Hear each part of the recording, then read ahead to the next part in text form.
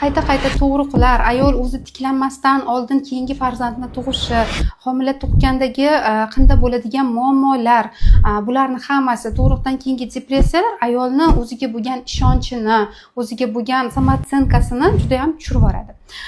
Bu narsa esa ayollarda o'ziga bo'lgan ishonchni tiklab beradi. Mana ko'ryapmiz-ku, ayollar o'zlarini ustida, ayollik energiyasini ustida, samootsyenka ustida energiyani oshirish bo'yicha yaxshi ishlashyapti. Bu juda ham yaxshi.